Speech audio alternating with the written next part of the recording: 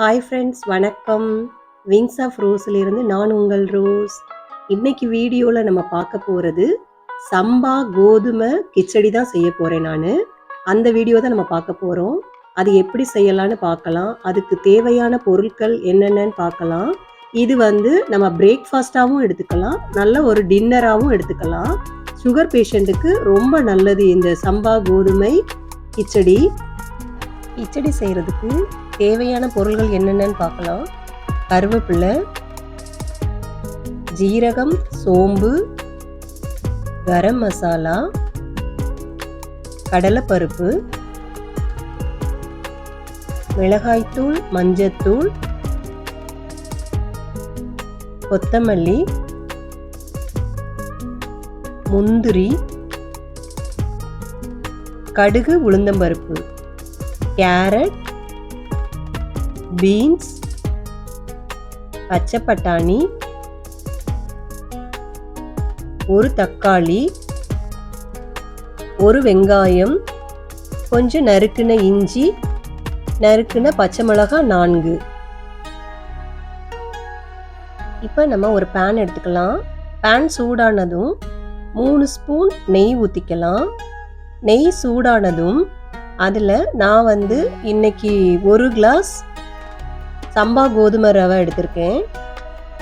ரவை நல்லா பொன்னிறமாக ஆகிற வரைக்கும் நல்லா வறுக்கணும். கோதுமை ரவை நல்லா வறுத்தாதான் நல்லா நமக்கு சீக்கிரம் வெந்துடும்.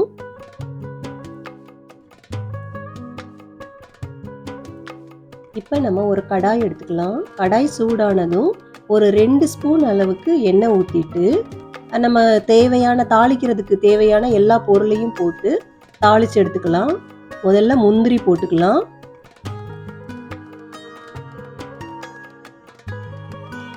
கடலைப்பருப்பு,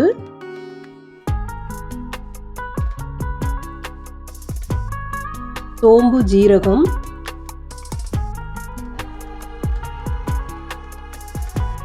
கடுகு, உளுந்தம்பருப்பு எல்லாம் போட்டு நல்லா கொஞ்சம் ஃப்ரை பண்ணி எடுத்துக்கலாம்.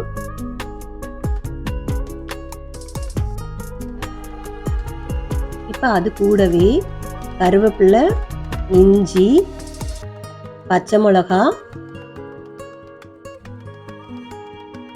வெங்காயம் இதெல்லாம் போட்டு கொஞ்சம் லைட்டாக ஃப்ரை பண்ணி எடுத்துக்கலாம்.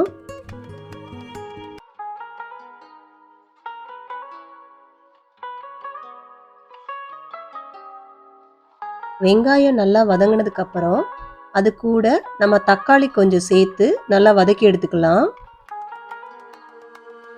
இப்போ இது கூட மஞ்சத்தூள், மிளகாத்தூள், கரம் மசாலா இதெல்லாம் சேர்த்து நல்லா வதக்கி விட்டுக்கலாம். மசாலாவோட பச்சை வாசனை போனதுக்கப்புறம் இப்போ நம்ம இது கூட வெஜிடபிள்ஸ் எல்லாம் ஆட் பண்ணிக்கலாம். கேரட், பீன்ஸ், பச்சை பட்டாணி எல்லாத்தையும் ஆட் பண்ணி நல்லா வதக்கி விட்டுக்கலாம்.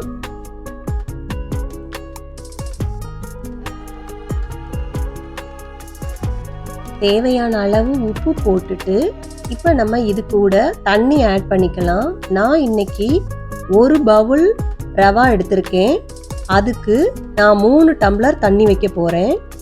இப்போ அந்த தண்ணி ஊற்றி நம்ம கொஞ்சம் நேரம் நம்ம இந்த காயை வேக விடணும். ஒரு 10 நிமிஷம் வேந்தா போதும். இப்போ காயெல்லாம் நல்லா வெந்துருச்சு. இப்போ இது கூட நம்ம சம்பா கோதுமை ரவையை சேர்த்துக்கலாம். கொஞ்சம் கொஞ்சமாக சேர்த்துக்கணும். நல்லா சேர்த்து விட்டுட்டு ஒரு கிண்டி விட்டுட்டு நம்ம மூடி வச்சிட்டோம்னா ஒரு 3 மினிட்ஸ்லேயே அது வெந்துடும். அப்படியே அந்த சிம்மில் வச்சிடணும் அடுப்பு. அந்த தண்ணி வத்துற வரைக்கும் அப்படியே நம்ம ஒரு 3 மினிட்ஸ் வச்சோம்னா ஒரு 3 மினிட்ஸில் சீக்கிரம் குக் ஆயிரும். ஏன்னா நம்ம ரவையை நல்லா வறுத்துருக்கோம். அதனால சீக்கிரமாகவே குக் ஆயிரும். அதனால தான் ரவையை நல்லா நம்ம நெய்யில் போட்டு வறுத்து எடுத்து வச்சுக்கணும்.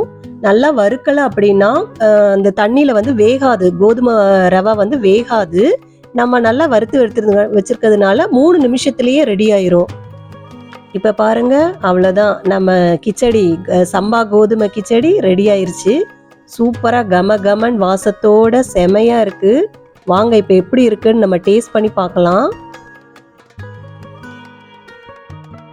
ஓகே ஃப்ரெண்ட்ஸ், என்னோட வீடியோ பிடிச்சிருந்தா லைக் பண்ணுங்க, ஷேர் பண்ணுங்க, கமெண்ட் பண்ணுங்க, சப்ஸ்கிரைப் பண்ணுங்க.